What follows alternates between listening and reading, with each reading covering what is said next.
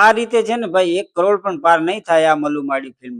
નમસ્કાર મિત્રો, ફરી સ્વાગત છે મારા વિડીયોની અંદર. આજના વિડીયોની અંદર આજે આપણે છે ને મલુમાડીનો ફૂલ રિવ્યુ કરવાના છીએ. તો વિડીયોની અંત સુધી જરૂર જોજો અને વિડીયો પસંદ આવે ને તો લાઈક અને ચેનલને સબસ્ક્રાઇબ કરવાનું ભૂલતા નહીં નોર્મલી રીતે.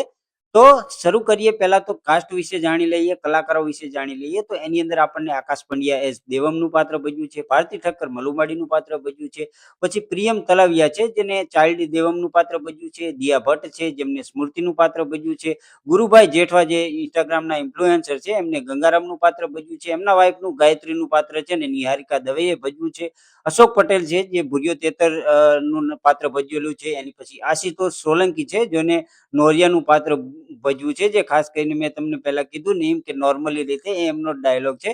એની પછી જે મોટા બીજા એક ઇન્ફ્લુએન્સર છે વિજય ઝાલા જેમને ટીબાભા નું કોન્સ્ટેબલનું પાત્ર ભજવ્યું છે. તો આમ જોવા જઈએ તો બધાયનું જે પાત્ર ભજવ્યા છે ને એમની એક્ટિંગ છે ને સારી છે, જોરદાર છે ને ખાસ કરીને તમને જોરદાર એટલા માટે કહી રહ્યો છું કારણ કે એમની જે સ્ટોર્ટની અંદર જે તમને જોવા મળે છે ને એ ટાઈપની આની અંદર પણ તમને જોવા મળે છે. અને ખાસ કરીને પહેલું ફિલ્મ છે તો એ પ્રમાણે તમે એક્ટિંગમાં થોડું ઊંચું નીચું જોઈ શકો. બાકી આકાશ પંડ્યા છે, દિયા ભટ્ટ છે, ભારતી ઠક્કર જે મલુમાડીનું પાત્ર ભજવ્યું છે, અને ખાસ કરીને અશોક પટેલ છે, આશિતોષ સોલંકી છે, વિજય ઝાલા છે ને બહુ બધા જે કાસ્ટ છે ને બધાની એક્ટિંગ કહેવાય ને વખાણવા જેવી તો જરૂર છે કારણ કે આ ટાઈપની ફિલ્મોની અંદર થોડી જે એક્ટિંગની જરૂર હોય છે એ પ્રમાણે નોર્મલી રીતે તો એવી એક્ટિંગ તો આમને કરેલી જ છે કે જે તમને નિરાશ નહીં કરે.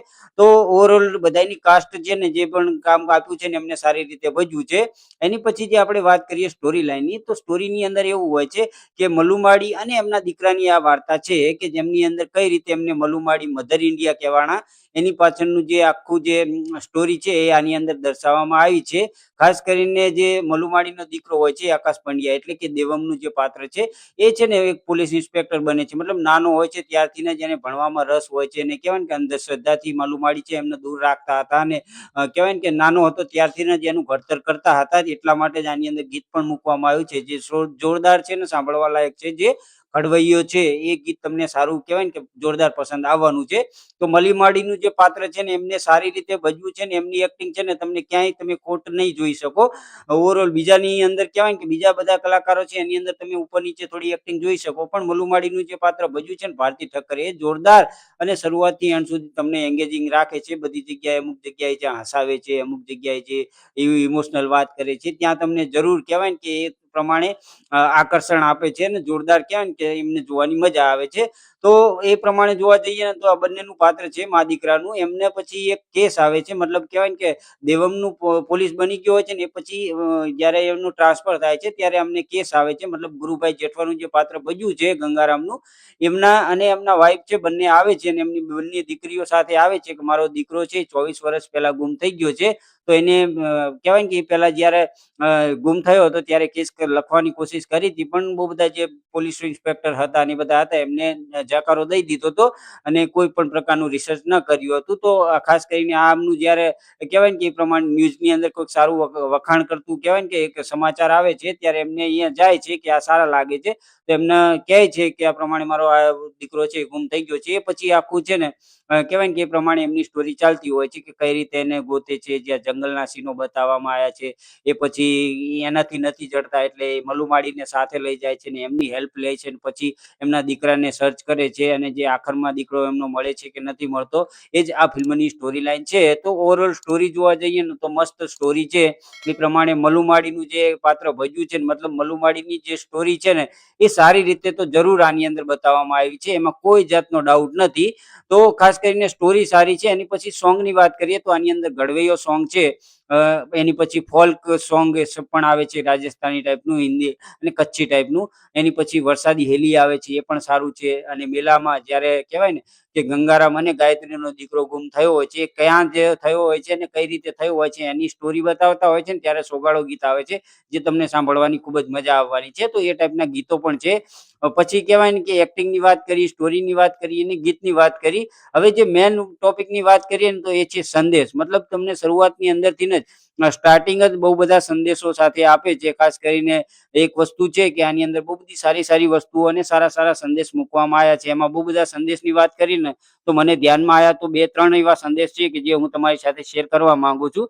એની અંદર પહેલા તો અંધશ્રદ્ધા છે કે જે તમને સારી રીતે અને સારી રીતે સમજાવવામાં આવ્યું છે, જે તમને કહેવાય ને કે એ પ્રમાણે સેટિસ્ફાઈડ કરે છે. એની પછી બીજું છે કે જે મૂંગા પ્રાણીઓની બલિ ચડાવવામાં આવે છે એના વિશે પણ આની અંદર બહુ બધી વસ્તુ બતાવવામાં આવી છે, તો એ પણ સારું છે. પછી જે કહેવાય ને કે નીચી કાસ્ટના લોકોના હાથમાં કહેવાય ને કે પાણી એનું પણ કહેવાય ને કે જે બતાવ્યું છે એ પણ સારું અને સારી રીતે મસ્ત રીતે સમજાવવામાં આવ્યું છે. એની પછી બીજો એક સંદેશ એ પણ છે કે તમે જ્યારે ભણવાની ઉંમરમાં ભણવું જોઈએ અને પ્રેમમાં ના પડવું જોઈએ ને એ બધું સંદેશ પણ આની અંદર મસ્ત રીતે બતાવ્યો છે, જે પણ તમને એક સારા સંદેશની રીતે તમે જોઈ શકો છો. શરૂઆતની અંદર જ્યારે એમની લવ સ્ટોરી બતાવવામાં આવે છે, મતલબ દેવમની અને કહેવાય ને કે સ્મૃતિની જે લવ સ્ટોરી બતાવવામાં આવે છે ને સ્ટાર્ટિંગમાં એક ગીત આવે છે જે વરસાદી હેલી એની અંદર જ બતાવવામાં આવે છે. એ પછી કંઈક બીજું જ ચાલી જાય છે ને ત્યારે મને એવું લાગી રહ્યું હતું કે ડાયરેક્ટર કદાચ છે ને આને ભૂલી ગયા છે, મતલબ આમની લવ સ્ટોરીને આગળ વધારવાની. પણ એન્ડમાં કહેવાય કે અમને લાઈને સરપ્રાઈઝ રીતે તે જ અમને બતાવે છે ને જે જોરદાર જોવાની મજા આવવાની છે. અને એમની લવ સ્ટોરી પણ સારી અને મસ્ત બતાવી છે. એમાં પણ જે દિયા ભટ્ટ જેનું પાત્ર ભજ્યું છે ને સ્મૃતિનું એ જોરદાર અને ક્યુટ લાગે છે. તો એ પ્રમાણે એમની એક્ટિંગ પણ સારી છે અને ઓવરઓલ એક્ટિંગની વાત કરીએ ને તો બધાની એક્ટિંગ સારી છે. તો આ ફિલ્મ છે ને દરેકે જોવું જોઈએ, કારણ કે આની અંદર સારો સંદેશ છે. કહેવાય ને કે એ પ્રમાણે અમુક જગ્યાએ કોમેડી છે, અમુક જગ્યાએ તમને ડ્રામા જોવા મળે છે, અમુક જગ્યાએ તમને કહેવાય ને કે રડાવે છે. અને ખાસ કરીને ફિલ્મના એન્ડમાં તો તમને છે ને જરૂર રડાવવાની છે. કેમ એ તમે ફિલ્મ જોશો ને તો તમને ખબર પડશે કે એવો જોરદાર ટ્વિસ્ટ ફેંકીને કહેવાય ને કે પબ્લિક સામે મૂક્યો છે ને કે જે તમે જોશો ને તો તમારા અંદરથી આમ કહેવાય ને કે અંદરથી રડવાનું આવી જશે. સાથે સાથે જે સંદેશ આપ્યો છે જે દરેક કાસ્ટ માટે છે, મતલબ કહેવાય ને કે દરેક સમાજને આ ફિલ્મ જોવી જોઈએ, કારણ કે આની અંદર દરેક સમાજ વિશે કંઈક ને કંઈક થોડું ઘણું બતાવવામાં આવ્યું છે, જે દરેકને જોવી જોઈએ. ને મોટા ભાગનું જે મલુમાડી હતા એ દેવી પૂજકની દીકરી હતા અને ખાસ કરીને એમના વિશે પણ સમજાવ્યું છે, એમના સમાજ વિશે પણ થોડી ઘણી અંધશ્રદ્ધા ને એવું બધું બતાવ્યું છે, જે ખાસ કરીને સમજી જાય ને તો એમની કહેવાય ને કે આવનારી પેઢી બધી સુધરી જાય એ ટાઈપનું આની અંદર સારો સંદેશ મૂકવામાં આવ્યો છે. સાથે સાથે બીજા બધા પબ્લિક છે, બીજા બધા લોકો છે, બીજા સમાજના લોકો છે, એ પણ કઈ રીતે જોડાય છે એ પણ આની અંદર સારી રીતે દર્શાવવામાં આવ્યું છે. તો ઓવરઓલ સંદેશો ખૂબ જ સરસ છે, એક્ટિંગ બધાની સારી છે, સ્ટોરી સારી છે, ગીતો છે એટલા બધા બહુ સારા નહીં પણ સારા છે. એ પ્રમાણે ફિલ્મ પ્રમાણે જરૂર તમને પસંદ આવવાના છે. અને ખાસ કરીને આ છે આખી સ્ટોરી જે નિરેશન કરતા હોય છે ને એ શિક્ષક જે કહેવાય ને કે સ્કૂલની અંદર જે લેક્ચર લેતા હોય છે ને એમની પણ બેક સ્ટોરી છે, જે આની અંદર તમને જણાવી છે, જે તમને શોક અને સરપ્રાઈઝ કરી દેવાની છે. અને ખાસ કરીને આકાશ પંડ્યાની જે સ્ટોરી છે અને કહેવાય ને કે જે સ્ટોરી મૂકવામાં આવી છે ને એ તમને શોક અને સરપ્રાઈઝ એની અંદર જરૂર કરવાના છે. અને જે દરેકે દરેક પાત્ર સારી રીતે ભજવા છે ને બધું તમને સારું પોઝિટિવ જોવા મળે છે. નેગેટિવની વાત કરું તો એક જ હું વાત કરીશ કે જો આ જ રીતે કરવું હોય ને તો હકીકતમાં કહું છું 1 કરોડ પણ પાર નહીં કરે. એની પાછળનું જો હું તમને કારણ લાસ્ટમાં બતાવું ને તો એક જ કહીશ કે આ તમે જ્યારેથી પોસ્ટર રિલીઝ કર્યું, એ પછી ટ્રેલર રિલીઝ કર્યું, ટીઝર રિલીઝ કર્યું અને ટ્રેલરનું મેં રિએક્શન પણ મારી ચેનલની અંદર આપ્યું હતું. એ પછી જોયું ને કે જ્યારે ફિલ્મ રિલીઝ કરવાનો સમય આવ્યો ને ત્યારે જોયું ને તો આજુબાજુ કેટલા દિવસ થઈ ગયા. તમે વિચારો કે કેટલી તારીખે રિલીઝ થયું અને કેટલા દિવસ આજ સુધી થઈ ગયા. હજુ સુધીમાં કોઈ જગ્યાએ થિયેટરમાં કેટલું બધું રિસર્ચ કરવું પડે, મતલબ ત્યારે આપણને મળે છે. અને જે ખાસ કરીને મારા નજીકવાળા થિયેટરની અંદર આ ફિલ્મ લાગી જ નથી, તો એના માટે હું 70 કિલોમીટર દૂર ગયો ને ત્યાં જઈને મેં આ ફિલ્મ જોઈને આવ્યા પછી હવે રિવ્યુ કરું છું. તો તમે વિચારી શકો કે તમારા નજીકના સિનેમા ઘરમાં જો આવી હોય ને ફિલ્મ તો આ જરૂર તમારા ફેમિલી સાથે લઈને જોઈ શકો છો. મારે તો કહેવાય ને કેટલું દૂર ગયો ત્યારે આ રિવ્યુ કરવાનો મોકો મળ્યો. બહુ બધી જગ્યાએ મેં રિવ્યુ આના સર્ચ કર્યા પણ આ ફિલ્મના કોઈ જ રિવ્યુ કોઈ જ મૂક્યા નથી. તો એના માટે મને થોડું વધારે એક્સાઇટમેન્ટ થઈ કે ચલો હવે 70 કિલોમીટર તો 70 કિલોમીટર જઈશ ને રિવ્યુ કરીશ જરૂર આનું, કે લોકો સુધી પહોંચાડવાની કોશિશ કરીશ કે આટલો સારો સંદેશ આપતી ફિલ્મ આવી છે જે લોકો સુધી પહોંચાડવી જોઈએ. દરેકે ગામડાના અને શહેરના લોકોએ આ ફિલ્મ જોવી જોઈએ, કારણ કે મલુમાડી છે ને અમથા જ મધર ઇન્ડિયા નથી બન્યા ગુજરાતના. તો એની પાછળનું જે આખું કહેવાય ને કે સ્ટોરી છે ને એ સારી રીતે ખૂબ જ સુંદર રીતે દર્શાવવામાં આવી છે. તો એ માટે જ મેં એવું એક્સાઇટમેન્ટ હતું કે ચલો આ ફિલ્મનો રિવ્યુ તો મારે કરવો જ છે, ગમે તે થાય, ભલે થોડો ખર્ચો થાય, ગમે તે થાય.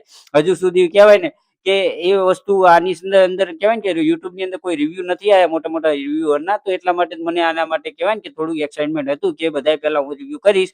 તો એ માટે હું રિવ્યુ કરવા માટે આ ફિલ્મ દૂર જોવા ગયો, પણ મને સેટિસ્ફાઈડ કર્યો અને જે ખર્ચો થયો ને એ વસૂલ કરી દીધો મારો. ભલે આવવા જવાનું પેટ્રોલ થયું, એ પ્રમાણે ટિકિટના રેટ થયા, પણ કહેવાય ને કે એ પ્રમાણે જરૂર સેટિસ્ફાઈડ કર્યો છે. અને આ ફિલ્મ હું દરેકને જોવા માટે કહીશ કે એક વખત જરૂર જોજો. હા, માસ્ટરપીસ નથી, પણ જે તમને બતાવે છે ને એ ખૂબ જ સુંદર સારી રીતે તમને ઇમોશનલ કરે છે, કોમેડી હસાવે છે, બહુ બધી સારી સારી વસ્તુ આની અંદર મૂકી છે, ને જે તમને જરૂર સેટિસ્ફાઈડ કરવાના છે. ઓવરઓલ ફિલ્મને જોવા જઈએ ને તો આને હું 3 સ્ટાર આપીશ. ખાસ કરીને એક સ્ટાર છે ને હું એક્ટિંગનો આપીશ, એક સ્ટોરીનો આપીશ, અને એક છે ને એ સંદેશ જે આપણને આપે છે ને એનો હું આપીશ. તો ઓવરઓલ ફિલ્મ દરેકે જોવી જોઈએ. વિડીયો પસંદ આવ્યો હોય તો લાઈક કરવાનું ભૂલતા નહીં. આની અંદર કંઈ તમને સારું લાગ્યું હોય ને તો કમેન્ટ કરીને કહી શકો છો, અને વિડીયો બીજાને શેર પણ કરી શકો છો. તો મળીએ છીએ આવતા વિડીયોની અંદર. ત્યાં સુધી બધાને જય શ્રી કૃષ્ણ અને જય માતાજી.